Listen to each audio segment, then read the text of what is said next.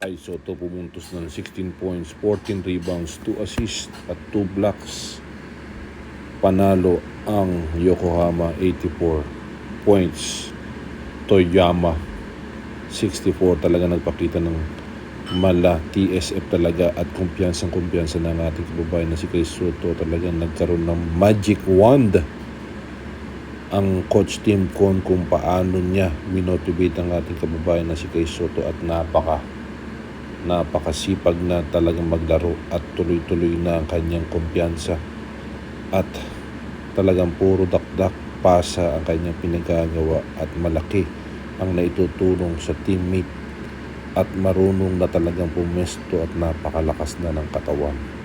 Talagang pinagkakatiwalaan na ng kanyang coach ng Yokohama at talagang patungo na sa NBA na kanyang pangarap. Talagang napakasipag na at dahil siguro sa kanyang pagbubuhat at chemistry din, ay nakita niyo yung pasa na yun, para yung sa gilas, yung kumpiyansa niya, talagang meron siyang eye vision at nakikita na siya sa ilalim. Talagang pagtingkayad, tak. Ayan guys, talagang napakita na Edu versus Kai Soto. Namayani ang ating kababayan na si Kai Soto at ang chemistry talaga ni Kawamura Kai Soto connection. Talagang meron ng magandang blending at chemistry ang dalawang manlalaro. Japanese Philippines connection. Talagang kitang-kita masayang ang dalawa at meron ng magic formula ang dalawa na si Kawamura at si Kai Soto. Talagang makikita natin dito, nagpakita si Kai Soto ng 16 points, 14 rebounds, 2 assists. Sinasabi nila hindi daw masipag ang ating kababayan na si Kai Soto, pero napakagandang pumesto at tiwala na ang kanyang mga kampi. Dahil nga malaking bagay ang ating kababayan na si Kai Soto, lalo na sa loob.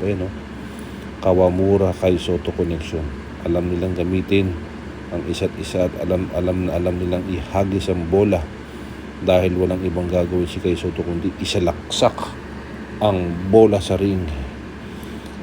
Ayan guys, talagang nakita na natin ang mala NBA na laruan ng ating kababayan na si Kai Soto. Kai Soto, naniniwala tayo talagang ito na ang kanyang taon sa NBA at pagkakaguluhan na ng mga NBA team ang ating kababayan na si Kai Soto at napakasarap ng panuurin. Talagang tiwala ang kanyang mga kampi.